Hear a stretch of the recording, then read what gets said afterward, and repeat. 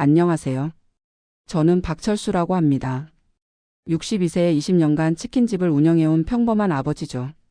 오늘 여러분께 제 이야기를 들려드리려고 합니다. 20년간 함께해온 동업자이자 절친한 친구가 제 딸과 불륜을 저질렀고 그 과정에서 가게 돈까지 빼돌렸던 충격적인 사건 말입니다. 처음엔 정말 믿을 수 없었습니다. 하지만 현실을 받아들이고 나서는 완벽한 복수를 계획했죠. 법적으로 사회적으로 그 배신자들을 완전히 무너뜨렸습니다. 어떻게 그럴 수 있었는지, 그 과정에서 제가 무엇을 느꼈는지 자세히 말씀드리겠습니다. 끝까지 들어보시면 정말 통쾌한 결말을 만나실 거예요. 그럼 이제 시작해 보겠습니다. 20년 전 IMF가 터진 직후였습니다. 저는 중견 건설회사에 다니고 있었는데 회사가 부도나면서 하루아침에 실업자가 되었죠. 아내 순자는 둘째를 임신 중이었고 첫째 미영이는 겨우 15살이었습니다. 막막했습니다. 정말 앞이 보이지 않았어요. 그때 김대호가 나타났습니다. 대호는 고등학교 동창이었어요. 졸업 후에도 가끔 만나 술 한잔하는 사이였죠. 그런데 제가 어려울 때 정말 천사처럼 나타났습니다. 철수야, 나와 함께 치킨집 해보지 않을래? 요즘 치킨이 대세라던데. 대호는 이미 작은 치킨집을 운영하고 있었어요. 하지만 혼자서는 한계가 있으니 동업자를 찾고 있었다고 했습니다. 저는 그 제안이 정말 고마웠어요. 무엇보다 대호를 믿었거든요. 솔직하고 의리 있는 친구라고 생각했습니다. 고맙다, 대호야. 정말 고맙다. 그렇게 저희는 황금닭 치킨집을 시작했습니다. 대호가 이미 운영하던 작은 가게를 확장해서 제대로 된 치킨집으로 만든 거죠. 저는 가진 돈을 모두 털어서 5천만 원을 투자했습니다. 처음엔 정말 힘들었어요. 치킨 튀기는 법부터 배워야 했고 새벽까지 일하는 것도 낯설었습니다. 하지만 대호가 옆에서 열심히 가르쳐 줬어요. 철수야, 기름 온도가 중요해. 너무 높으면 겁만 타고 속은 안 익거든. 손님한테는 항상 웃으면서 인사해야 해. 단골이 생겨야 장사가 되는 거야. 대호의 조언 덕분에 저도 빠르게 적응할 수 있었습니다. 그리고 무엇보다 대호는 정직했어요. 매출 계산도 투명하게 했고 이익 배분도 공평하게 했습니다. 몇 년이 지나자 가게가 안정되기 시작했어요. 황금닭 치킨집은 동네에서 유명한 맛집이 되었습니다.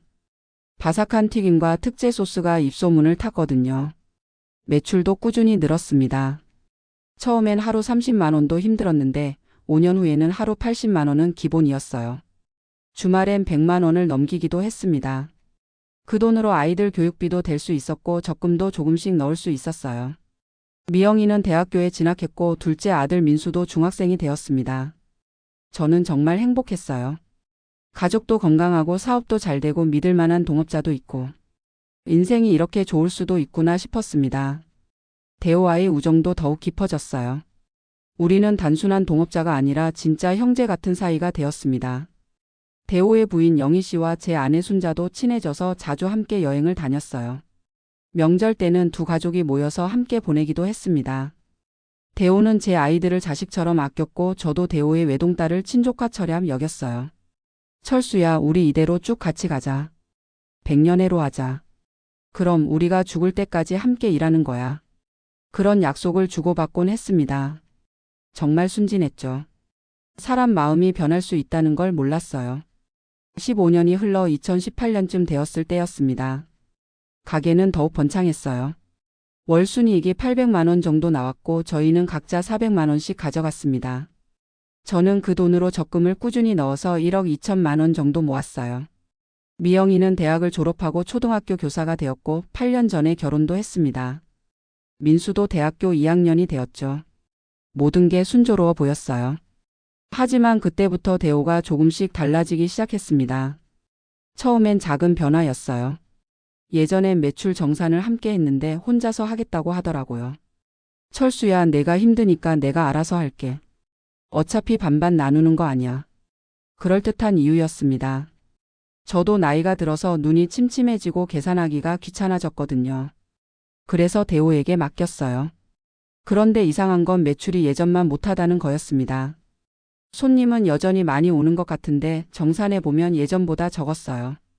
요즘 치킨 업계가 전체적으로 어려워서 그래. 배달앱 수수료도 오르고 재료값도 많이 올랐잖아. 대호의 설명이었습니다. 그럴듯했어요. 실제로 배달앱 수수료는 많이 올랐고 닭고기 값도 예전보다 비쌌거든요. 저는 별 의심 없이 받아들였습니다. 20년 가까이 함께한 친구인데 뭘 의심하겠어요. 그런데 2019년부터는 정말 이상했습니다. 매출이 눈에 띄게 줄어든 거예요. 예전에 하루 80만 원씩 하던 게 60만 원 정도로 줄었어요. 이상하네. 손님은 여전히 많이 오는 것 같은데. 제가 의문을 표하자 대호는 짜증을 내더라고요. 야, 내가 장사를 얼마나 안다고 그래. 요즘 경기가 얼마나 어려운데. 그러면서 인터넷 기사까지 보여주며 치킨 업계 전체가 어렵다고 설명했습니다. 저는 그냥 그러려니 했어요. 하지만 속으로는 뭔가 찜찜했습니다. 특히 대호가 자주 자리를 비우는 게 신경 쓰였어요. 화장실 좀 다녀올게. 담배 한 대만 피고 올게. 하루에도 몇 번씩 자리를 비웠습니다. 그때마다 저 혼자 주방과 홀을 다 봐야 했어요. 2020년에는 코로나까지 터졌습니다. 손님은 더욱 줄어들었고 매출도 반토막이 났어요. 정말 어려운 시기였습니다. 하지만 그 와중에도 대호는 멀쩡해 보였어요. 오히려 여유가 있어 보이더라고요. 새 차도 샀고 옷도 예전보다 좋은 걸 입고 다녔습니다. 대호야, 너 요즘 어디서 돈이 나와? 장사가 안 되는데 어떻게 새 차까지 샀어? 야, 적금 깨서 산 거야. 코로나 때문에 우울해서 차라도 바꿔야겠더라고. 그럴듯한 대답이었어요. 하지만 뭔가 석연치 않았습니다. 그리고 2021년 어느 날 제 인생을 바꾼 그 사건이 일어났습니다. 그날은 평범한 화요일 오후였어요. 손님이 별로 없어서 대호가 먼저 들어간다고 했습니다. 철수야, 오늘은 내가 먼저 들어갈게. 영희가 몸이 안 좋다고 해서. 저는 혼자 가게 정리를 하고 집으로 향했어요.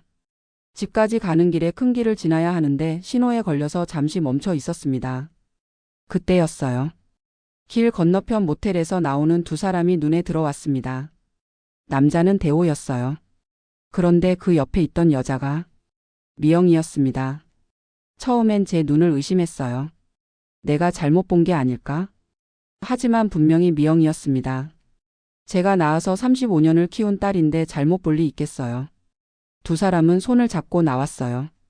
그리고 대호가 미영이의 허리에 손을 두르더라고요. 연인 사이가 아니면 할 수 없는 행동이었습니다. 머리가 하얘졌어요. 심장이 터질 것 같았습니다. 손이 떨려서 핸들을 제대로 잡을 수도 없었어요. 신호가 바뀌어도 차를 움직일 수가 없었습니다. 뒤에서 경적 소리가 났지만 들리지 않았어요. 이런 일이 있을 수 있나? 20년 친구가 내 딸과. 믿고 싶지 않았어요. 정말 믿고 싶지 않았습니다. 집에 도착해서도 멍하니 앉아 있었어요. 아내가 왜 그래, 무슨 일 있어라고 물어도 대답할 수가 없었습니다. 그날 밤 잠을 한숨도 못 잤어요. 계속 그 장면이 떠올랐습니다. 대호와 미영이가 손을 잡고 나오는 모습이요. 내가 잘못 본 걸까? 설마 그럴 리가 없어. 자꾸 자신을 속이려고 했습니다. 하지만 마음 한구석에서는 이미 확신하고 있었어요. 다음 날 가게에서 대호를 봤을 때 정말 이상했어요. 평소와 똑같이 인사하는 대호를 보면서 소름이 돋았습니다. 안녕하세요, 형님. 어제 일찍 들어가셔서 죄송해요.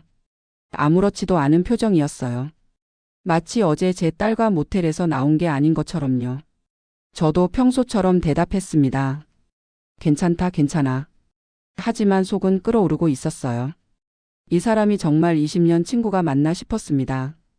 그날부터 저는 대호를 주의 깊게 관찰하기 시작했어요. 언제 자리를 비우는지, 누구와 전화하는지, 표정이 어떤지. 모든 걸 눈여겨봤습니다. 며칠 후 결정적인 증거를 발견했어요. 대호가 화장실 간다며 자리를 비운 사이에 그의 휴대폰에서 메시지 소리가 났거든요. 보니까 미영이에게서 온 메시지였어요. 오빠 오늘 저녁에 만날 수 있어? 오빠라고 부르더라고요. 제 딸이 20살도 많은 아버지 친구를 오빠라고. 그 순간 확신했습니다. 이건 단순한 오해가 아니라는 걸요.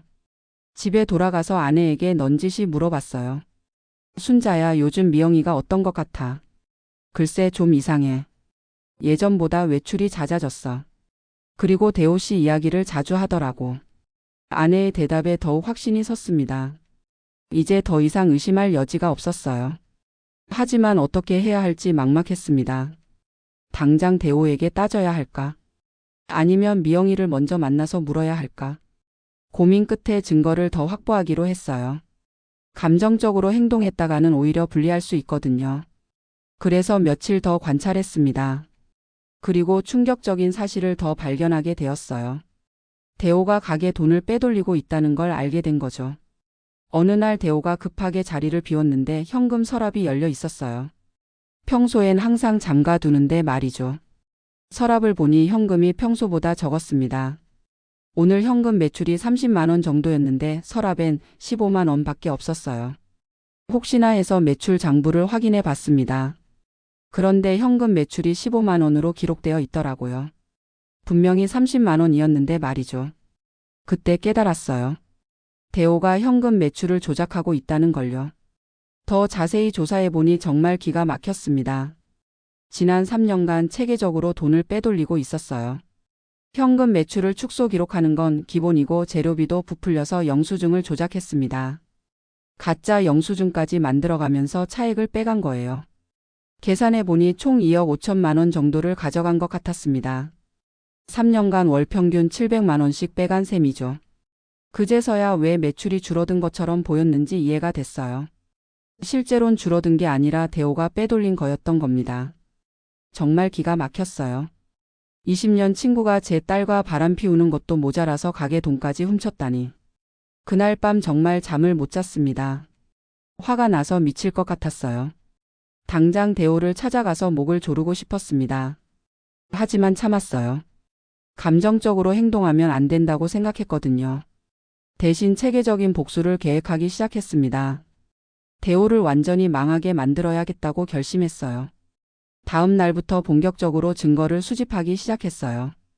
가게 장부 3년치를 모두 복사해서 집에 숨겨뒀습니다. 현금 매출과 카드 매출의 불일치, 조작된 재료비 영수증들까지 모두 정리했어요. 그리고 사설 탐정도 고용했습니다. 대호와 미영이의 만남을 추적하라고 했죠. 탐정은 정말 유능했어요. 일주일 만에 결정적인 증거들을 가져다 줬습니다. 두 사람이 모텔에 들어가는 사진, 손잡고 걷는 사진, 카페에서 다정하게 대화하는 사진까지 모두 선명하게 찍혀 있었어요. 무엇보다 충격적인 건 녹음 파일이었습니다. 탐정이 두 사람의 대화를 몰래 녹음한 거였어요. 미영아, 우리 이제 아버지한테 말하자. 이혼하고 나와서 나랑 새 인생 살아. 하지만 아빠가 알면 어떡해. 아빠는 오빠를 그렇게 믿는데. 괜찮아, 나한테 맡겨. 어차피 가게도 내가 더 많이 투자했으니까 내거나 마찬가지야. 정말 그럴 수 있을까? 아빠가 그냥 넘겨줄까? 당연하지, 내 아버지는 이미 늙었어. 이제 우리 세상이야.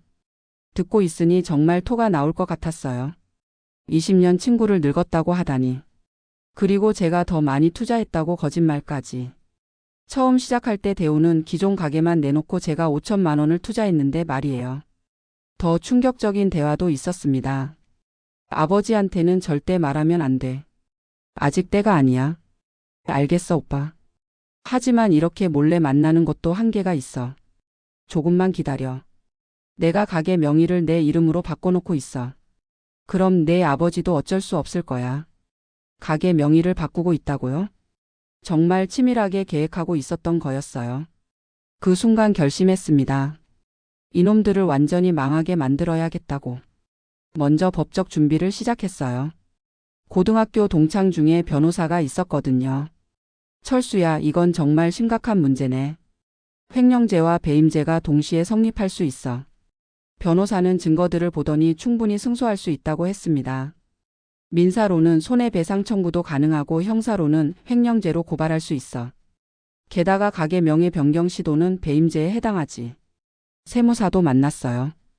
대호의 탈세 여부를 조사해달라고 했습니다. 이 정도면 분명히 탈세가 있을 겁니다. 국세청에 신고하시면 세무조사가 들어갈 거예요. 모든 준비가 끝났어요. 이제 본격적인 복수를 시작할 때였습니다. 가장 먼저 미영이의 남편을 만났어요. 사위가 상황을 알아야 한다고 생각했거든요. 사위야, 내가 알아야 할 일이 있다. 모든 증거를 보여줬습니다. 사진, 녹음 파일, 모든 걸 다요. 사위는 처음엔 믿을 수 없다는 표정이었어요. 하지만 증거를 보고는 얼굴이 새하얘지더라고요. 장인어른, 이게 정말입니까? 안타깝지만 사실이다. 우리 함께 이놈들을 혼내주자. 사위는 울분을 참지 못했습니다. 아버님, 저도 도와드리겠습니다. 그렇게 든든한 동맹을 확보했어요. 다음으로 건물주를 만났습니다. 대호가 몰래 임대차 계약을 바꾸려 한다고 경고했죠. 사장님, 김대호라는 사람이 제 등 뒤에서 계약을 바꾸려 할 겁니다. 절대 응하지 마세요. 증거까지 보여주니 건물주도 놀라더라고요. 이런 일이 있을 수 있나요? 걱정 마세요. 절대 안 됩니다. 치킨 본사에도 신고했어요. 무단으로 가맹점 계약을 추진하는 사람이 있다고요. 모든 준비가 끝나자 드디어 첫 번째 공격을 시작했습니다. 그날 아침 가게에서 대호를 만났을 때 평소와 똑같이 인사했어요. 안녕하세요, 형님. 저도 웃으면서 대답했습니다. 응, 안녕. 하지만 점심시간이 되자 본색을 드러냈어요. 가게 공동계좌 사용 권한을 정지시켰거든요. 대호가 카드를 써보려다가 안 되자 당황하더라고요. 이상하네, 왜 카드가 안 되지? 그때 제가 말했습니다. 아, 그거 내가 정지시켰어. 왜요, 형님? 김대호, 너 3년간 2억 5천만 원 빼먹은 거 다 알고 있다. 대호의 얼굴이 순식간에 하얘졌어요. 형님, 무슨 말씀을? 증거도 다 있어. 이 장부들 한번 봐. 3년치 장부를 탁자 위에 내려놨습니다. 현금 매출 조작 흔적, 부풀려진 재료비, 모든 게 적나라하게 드러나 있었어요. 대호는 말을 잇지 못했습니다. 손이 덜덜 떨리더라고요. 그리고 이것도 들어봐. 녹음기를 틀었어요.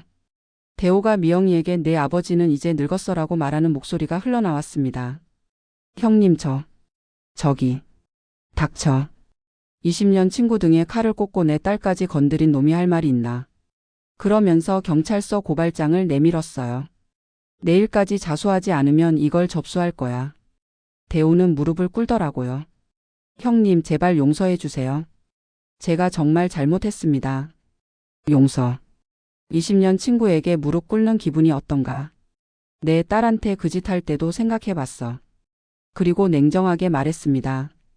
기회는 20년 동안 충분히 줬다. 이제 내가 뿌린 대로 거두어라.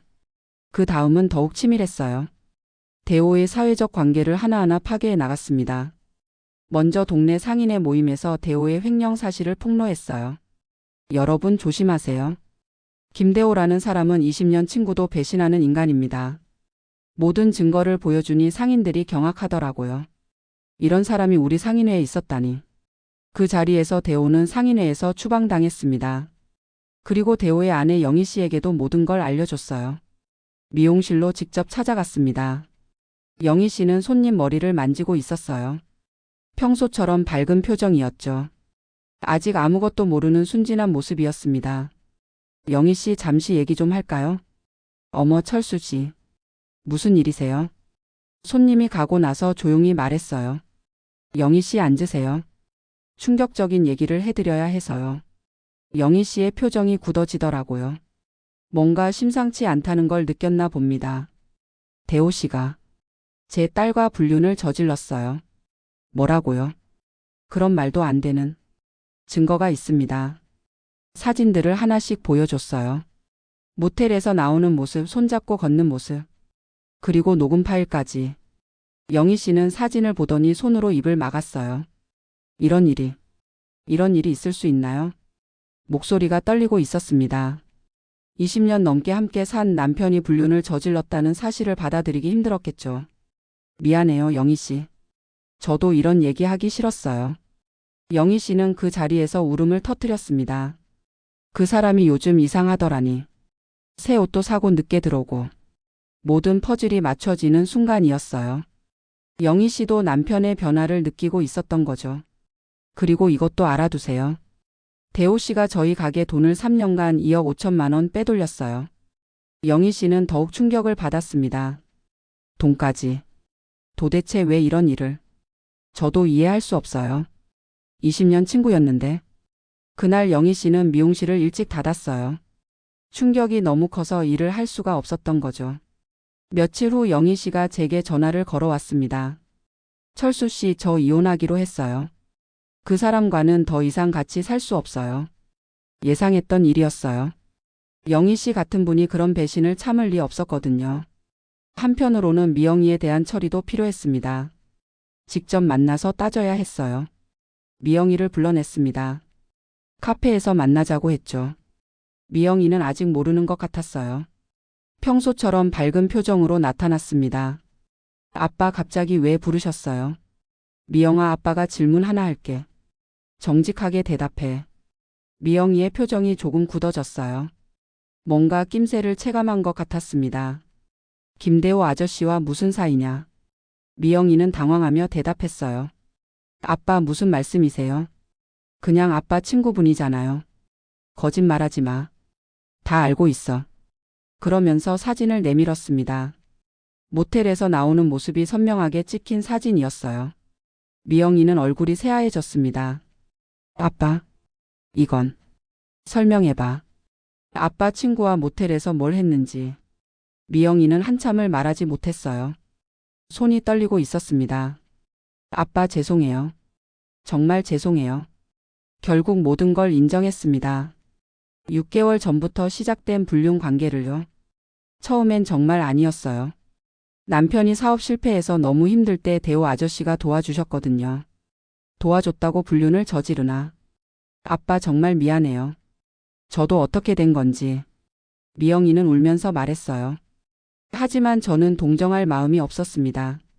미영아, 넌 내 딸이지만 잘못한 건 잘못한 거야. 이제 내가 책임져야 해. 그리고 냉정하게 말했습니다. 교육청에 이미 신고했어. 그리고 내 남편도 이혼 소송 준비하고 있고. 미영이는 더욱 울었어요. 아빠 제발. 일자리까지 잃으면 어떡해요? 그건 내가 생각했어야지. 불륜할 때 생각 안 했나. 냉혹했지만 어쩔 수 없었어요. 잘못한 건 벌을 받아야 하니까요. 이제 본격적인 법적 대응에 나섰습니다. 경찰서에 횡령 고발장을 접수했어요. 피고 발인 김대호는 3년간 2억 5천만 원을 횡령했습니다. 증거가 워낙 명확해서 경찰도 바로 수사에 착수했어요. 며칠 후 대호는 경찰서에 출석 요구를 받았습니다. 대호가 마지막으로 제게 전화를 걸어왔어요. 형님, 제발 고소를 취하해 주세요. 제가 무릎 꿇고 빌게요. 이미 늦었어. 내가 선택한 길이니까 끝까지 가봐. 형님, 우리 20년 정이 있잖아요. 20년 정을 내가 먼저 버렸잖아. 전화를 끊어버렸습니다. 더 이상 들을 말이 없었어요. 국세청 신고도 효과가 있었습니다. 대호에게 세무조사가 들어갔어요. 예상대로 탈세가 발견됐습니다. 빼돌린 돈에 대한 세금을 한 번도 안 낸 거죠. 추징세만 8천만 원이 나왔어요. 대호는 완전히 무너졌습니다. 횡령 혐의로 구속되고 추징세까지 물게 되니까 감당할 수 없었던 거죠. 재판이 시작됐을 때 정말 통쾌했어요. 법정에서 대호가 변명하는 모습을 보니 속이 시원했습니다. 저도 피해자입니다. 미영 씨가 먼저 유혹했어요. 대호는 끝까지 책임을 회피하려 했어요. 모든 걸 미영이 탓으로 돌리더라고요. 그때 제가 일어섰습니다. 재판장님, 이 녹음 파일을 들어보세요. 대호가 미영이에게 내 아버지는 이제 늙었으니 우리가 가게를 차지하자고 말하는 음성이 법정에 울려 퍼졌습니다. 법정이 술렁였어요. 대호는 얼굴이 새하얘져서 말을 잇지 못했습니다. 20년 친구 등에 칼을 꽂은 놈이 무슨 피해자야. 제 한마디에 법정이 조용해졌어요. 판사도 심각한 표정이었습니다. 결국 대호는 징역 2년을 선고받았어요. 집행유예 없는 실형이었습니다. 민사소송도 이겼어요. 빼돌린 2억 5천만 원과 정신적 피해 1억, 총 3억 5천만 원을 배상받기로 했습니다. 대호는 집과 재산을 모두 팔아서 배상금을 마련해야 했어요. 영희 씨와 이혼하면서 위자료도 줘야 했고요. 완전히 망한 거죠. 자업자득이었습니다. 미영이도 교육청으로부터 정직 6개월 처분을 받았어요. 그리고 남편과 이혼 소송에서도 완전히 불리한 상황이 됐습니다. 불륜 증거가 명확하니까 위자료도 물어줘야 했고 양육권도 빼앗겼어요. 미영이가 저에게 마지막으로 찾아왔을 때 정말 초췌해 보였습니다. 아빠, 저 정말 잘못했어요. 다시 시작할 수 있을까요? 한동안 말하지 못했어요. 결국은 제 딸인데 미워할 수만은 없었거든요. 미영아, 늦었지만 내가 진짜 뉘우친다면 완전히 용서한 건 아니었어요. 하지만 아예 연을 끊을 수도 없었습니다. 다만 조건이 있어. 앞으로 다시는 이런 일 없어야 하고 손자는 내가 키울 거야. 미영이는 울면서 고개를 끄덕였어요. 네, 아빠. 정말 죄송해요. 그렇게 모든 복수가 끝났습니다. 대호는 교도소에 들어갔고 출소 후에도 전과자로 살아야 합니다. 미영이도 교직을 잃고 이혼까지 당했어요. 저는 대호로부터 받은 배상금으로 가게를 새롭게 단장했습니다. 아들 민수와 함께 2호점도 낼 계획이에요. 아내 순자도 처음엔 충격이 컸지만 이제는 회복됐어요. 당신이 옳은 일을 했어요. 친구든 딸이든 잘못한 건 벌받아야죠. 그렇게 말해주니 마음이 놓였습니다. 새로 단장한 가게 앞에서 생각해봤어요. 20년 친구를 잃은 건 정말 아팠습니다. 하지만 제 가족을 지킨 건 후회하지 않아요. 사람을 믿는 것도 중요하지만 배신당했을 때 가만히 있으면 안 된다는 걸 깨달았습니다. 법과 원칙에 따라 정당하게 대응해야 해요. 감정에 휩쓸려서 무작정 화내거나 폭력을 쓰면 안 됩니다. 차근차근 증거를 모으고 법적 절차를 밟아서 정의를 실현해야 해요. 그렇게 해야 진짜 승리할 수 있거든요. 지금 저는 새로운 출발을 하고 있습니다. 믿을 만한 새 직원들과 함께 가게를 운영하고 있어요. 아들 민수도 졸업하면 함께 일할 예정입니다. 손자도 자주 데려와서 키우고 있어요. 그 아이에게는 세상에는 배신하는 사람도 있지만 끝까지 지켜줄 사람도 있단다라고 말해줍니다. 미영이는 지금 작은 학원에서 일하면서 새 출발을 하고 있어요. 완전히 용서한 건 아니지만 그래도 제 딸이니까 멀리서나마 지켜보고 있습니다. 대호는 얼마 전 출소했다고 들었어요. 하지만 더 이상 저와는 상관없는 사람입니다. 앞으로도 만날 일은 없을 거예요. 영희 씨는 고향으로 내려가서 작은 가게를 차렸다고 해요. 가끔 안부 인사를 주고받기도 합니다. 그분도 피해자였으니까요. 이 모든 일을 겪으면서 깨달은 게 있어요. 사람은 변할 수 있다는 것, 그리고 아무리 가까운 사이라도 방심하면 안 된다는 것. 하지만 그렇다고 해서 모든 사람을 의심하며 살 필요는 없어요. 다만 뭔가 이상한 징조가 보이면 미리 대비해야 합니다. 그리고 무엇보다 중요한 건 정의입니다. 잘못한 일에는 반드시 대가가 따라야 해요. 그래야 올바른 세상이 만들어지거든요. 저는 62세에 인생의 가장 큰 배신을 당했지만 결국 이겨냈습니다. 법과 원칙에 따라 정당하게 대응했기 때문이에요. 여러분도 만약 비슷한 일을 당하신다면 포기하지 마세요. 증거를 차근차근 모으고 법적 절차를 밟아서 정의를 실현하시기 바랍니다. 그것만이 진정한 승리를 가져다 주거든요. 마지막으로 한 가지 말씀드리고 싶은 게 있어요. 가족이 가장 소중합니다. 돈이나 친구보다 가족이 우선이에요. 제가 이번 일로 깨달은 가장 큰 교훈입니다. 아무리 오랜 친구라도 가족에게 해를 끼치면 용서할 수 없어요. 그리고 가족 중에서도 잘못한 사람은 바로 잡아줘야 합니다. 무조건 감싸는 게 사랑이 아니라 올바른 길로 인도하는 게 진짜 사랑이거든요. 지금 저는 새로운 마음으로 살고 있습니다. 과거의 배신은 아프지만 그 덕분에 더 강해졌어요. 앞으로도 원칙을 지키며 정직하게 살아갈 겁니다. 그리고 제 가족들도 올바른 길로 인도해 나갈 거예요. 여러분께서도 어려운 일이 있으시더라도 포기하지 마시고 정의로운 방법으로 해결하시기 바랍니다. 그것이 진정한 승리를 가져다 주는 길이니까요. 들어주셔서 감사합니다.